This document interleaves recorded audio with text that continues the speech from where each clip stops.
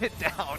Yeah, I mean, they're running for that trophy, of course, but of course, every single obstacle, you just gotta find a way to ace it if it really takes your stamina off. But here comes game number 2, Evos Legends going at it once again against Rrq Hoshi now on the blue.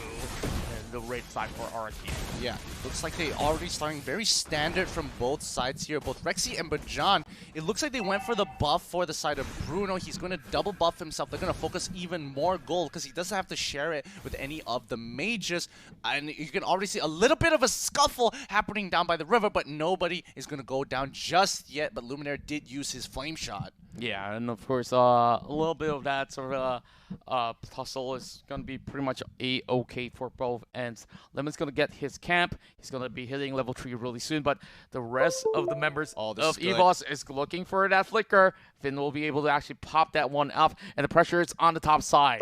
Yeah, and this is what they should have been doing yesterday, is Evos want to punish this Leomord before he reaches critical mass. And although Cho, it might be a little bit of a problem, at least you're not going to have to worry about the playmaking capability. Oh, yes, Juan, he's already got quite a bit of damage into LJ. He's forced to walk back, walk out of his revitalize. But John secures a double kill. The base damages is still there. Evos still got what it takes to win this game. Evos says, you think you can run it down, then you just gotta face the wrath of the Tiger Serum. 3 kills in the back, but that shot coming in from Sin will not hit. They're looking to secure the first turret alongside Wooden. Just notice the rotations coming in from Evos here. You can already see that Uranus bothered from bot lane, rotate up to the mid side to catch that wave. And now they want one more kill. The Holy Baptism comes out. The ult from the Bruno. LJ is next to fall. Lemon tries to use the momentum to slow them down, but it's just a tad bit too late. Evos have profited 4-0 so far, and it's only been 2 minutes into the game. Wow, I'm definitely stoked for what Evos now has turned up with, and this time around they are making no mistakes at all. But Rrq, they are responding in a very different light. They are trying to get more EXP from the enemy lines, and as for Evos, they've already reaped so much of all these rewards. They already hit those levels that they need. One's going to be able to pick up more fights here as we are looking at LJ here, soaking a little bit of damage. Turtle resurrecting soon. Holding their guard here as LJ won't be able to do too much. Even the revitalize is only coming back up in about 8 more seconds. LJ taking a little too much, but John with the wild charge here. But luckily, the glorious pathway is going to keep him a little longer. Wrecked in the back line, trying to secure the kill. However, luckily Lemon was there to kind of respond to this and give the information to LJ so he doesn't go too far. But John and Diggy go down to the bot side. They don't want to lose the tower for no reason whatsoever. They have to kind of control this bottom side a little bit more. Yeah, and of course, now that they've already dealt with the top side so much, they are hoping to actually open the bottom lane, but they are attempting that turtle first. And Rrq, they are a little bit late to this scene, so there's no point cutting across as they are looking to secure the buff. But here goes Bajan though. Bajan! Oh, man! That's a lot of track coming in, and Turtle being secured by Evos Legends. Yeah, you can see that Cho was getting like uncomfortably close to Juan there. Like, if he did get on top of him, I don't know whether they're going to pull the trigger for the side of Rrq, but, you know, in the 4v4, Evos is playing this as standard as possible. This is the typical hyper carry strategy you are expecting to see, and now Lemon is trying to do his best against Rrq. Rrq doesn't really care. He just pops his ult and literally just walks away, and you look at him. He's literally taunting them, saying, hey, put more damage into me, boys. And yes, they do, but John is there to kind of relieve a little bit. It's a 2v3 situation, but they're both so tanky that it just does not matter for now. The Rondo's coming through the glorious pathway. Oh, this might be it, but John's in a lot of trouble. And yes, Grrq, even though he does put down the wall, isn't going to be enough. Evos on the other side of the map looking to try and punish as they pull away. Rrq still alive. He takes a full Rhapsody. That's bad. He's gonna go down next. But they want to pick up Sin. 2 flame shots come through. LJ gets pulled back with the time reversal. However, they don't have that damage. Bruno is not there. Yeah, they did not respect enough damage coming in for the side of Rrq Hoshi. And of course, they still went in for the chase knowing that they can take down both of these tanks. And of course, they were just running around, but getting a little bit of attention here. But it's still going to be a tower nonetheless for Evos, though it did take some time. All right, let's think about what they got. What did Evos actually get out of that particular fight? Sacrificing 2 of their members, even though very clearly they could have just, you know, completely backed away. They were buying a lot of time with 3 members up on the top side. They got the blue buff. They got 1 camp. They got a tower off of it. Rrq just took back, you know, took back in response to blue buff for themselves. I think, is this worth it of a trade? In terms of the gold lead, it doesn't seem like it really mattered in the grand scheme of things. It's not really spectacular, but hey, they've actually had a lot more room towards the jungles of Rrq at the very least, which they can actually maneuver about, but that's going to be the turtle up, and Rrq looking like they want it even more this time around, but this is going to be Bajan, hoping to actually clip off RJ for a little bit more, but they are still going for that sort of a turtle takedown, all the way sneaking it at the back. What? And Rexy, oh, it doesn't man. reset from there? Huh, okay, that's pretty interesting. It looks like they pull it back all the way to the very, very edge, like literally maximum distance here. Whoa. And now Rrq is going to be walking on through. As you can tell, I'm not even concerned that Rrq is not going to die. Yeah, I mean, that looks very uncomfortable to be in that position for any other player, but he looks so calm and composed to just walk it off. But LJ now is walking into this wall charge being used, and of course, here comes the pathway that has been opened up by LJ to run right off. And I guess Rrq just gotta forsake this tower, but there's gonna be a little bit of proxy of the wave, which, you know, somebody's gotta deal with R7 first. Yeah, and they want to punish this as much as they can because they know that the glorious pathway is their fantasy coming through. Bajan in a lot of trouble, but they're putting some damage in to Bajan. They're quickly putting down that revitalize. Is it going to be enough? The time journey is pulling through. Rrq in the back line. He's trying to secure it. He needs to pull away. They've slain another big member. LJ's the next to fall. They trade 1 for 1. Wow, look at how convincingly they've just pulled off that sort of a takedown there. Evos had members at the ready. Rrq just run right across. And of course, Rrq Hoshi hoping to actually stop them on their tracks. To, of course, negate that person falling. Oh, it's not worth the cost, but here comes Rrq. Oh, this is going to be a home run chase. They're going to keep chasing him down, but Sin does not actually have the red buff here. And Rrq is emoting, making sure, and they even get the Death Sonata here. Not too bad, but at least LJ is nearby just in case they need a glorious pathway to bail out of a terrible situation. Yeah, I mean, right now, actually, Evos is buying a reset out of this and just getting more buffs in the hands of Juan, while Rrq just doing his own thing. As here comes the sort of a glorious pathway opened up, and it's like, okay, give me all you got. You can use all your elements. You're not going to take anything.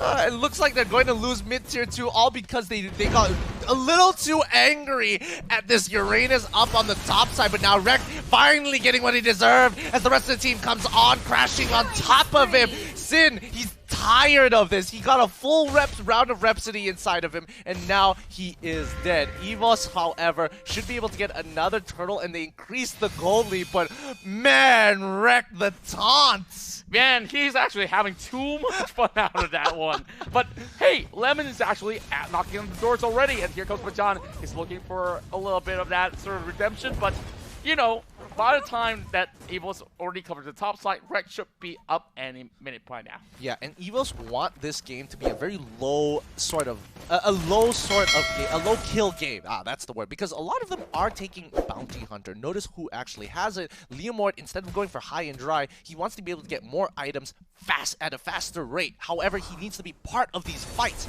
So that's why Uranus being annoying is very, very beneficial here. And Sin, he comes on through. He wants to pick up Rrq one more time. Can Rrq actually pull through as the Death Sonata? Sin did not miss this time. But on the top side, they've already turned this around. The Wild Charge, LJ trying to get on out of there. It isn't enough, but Lemon, with all the damage that he has, is getting chucked out by Juan, who's a little too big for these shoes. And of course, the same trick does not happen twice for Evos, but they are still having quite a number of rewards up in the top lane. But I'm looking at the side of Rrq Hoshi.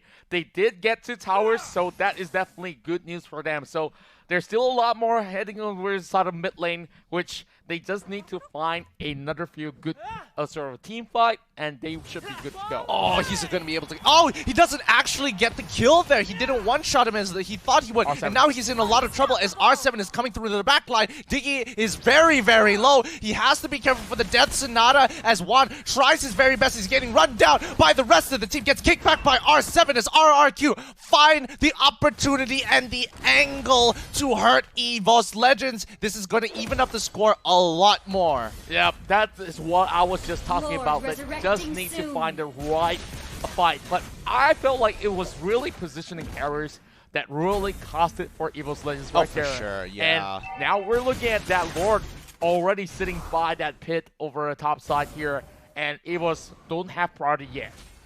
Oh boy, this is a lot closer than I would have thought, especially for both of these teams, you know. But the longer this game goes, the more and more likely Evos is going to win based on the stats. The Phantom Steam comes down from Lemon, but nobody to really get on top of it. But John getting quite a bit of damage onto the Death Sonata. They can't secure the kill onto him. Lemon, the Glorious Pathway was just a little too late. That movement speed would have been so useful. Oh, definitely will be useful. But here comes a little bit of that sort of health regain coming in from the side of Evos Legends. But over bottom side, R7! Oh my goodness, he's definitely so efficient on that kill.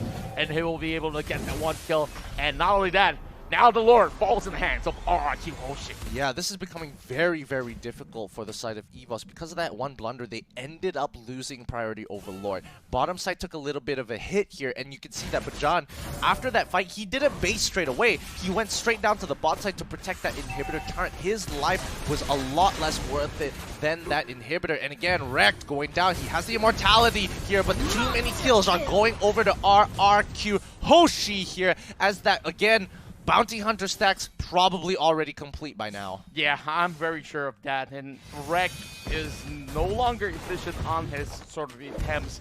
And they have all the damage towards that Granger. Already 6 kills straight for him. If this carries on, I'm very sure MVP will go towards his hands because, yeah, KDA matters. Yeah, KDA matters here. And, you know, Rrq has turned things around right now. However, can they close out this game? It's going to be a little tough because Rrq are abusing the split pushing capabilities here, as Granger is a little too big for even the likes of Bajan, the biggest tank they got to deal with. Lord's coming through. Lemon's getting on the Phantom Steam just in case anybody needs to go through. Bajan comes with a wild charge, but it's not going to be enough though. Death Sonata not going to land onto the right targets here. Wad's in trouble. He has to dash on out of there. He got very close to killing Sin there. Yeah. So close. And that definitely is a definitely big gas of air coming in from the side of one. But good news is that Evos Legends will still be able to actually defend it for quite some time. But after that one big fight that erupted inside the jungle of Rrq, they managed to take so much out of it. Okay, let's have a look again. Of course, you saw Lemon trying to dive right through, but John sort of falling back. They only got the tower.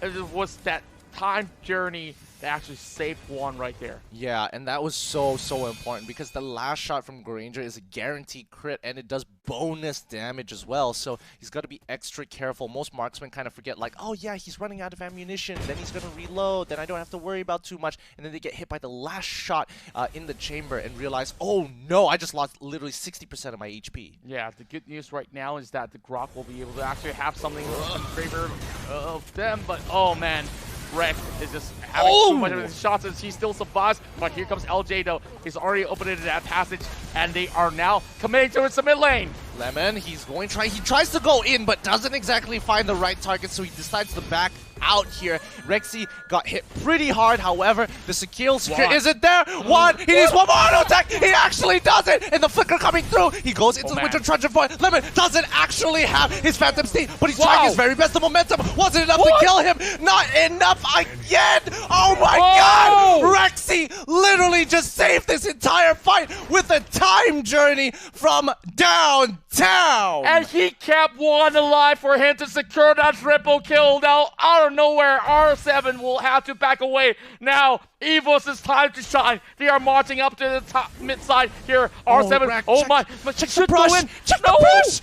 No way! Oh! He actually gets to actual recall, and now the Cho will be able to actually buy a little time. But is it going to be enough though? 4 members now knocking at the door. It's going to be Don't the let him time, get that and they are going to knock him away. They are only getting They're away, winning and it. they do Oh! it. And it will be a draw, and this is 1 for all, and all for 1.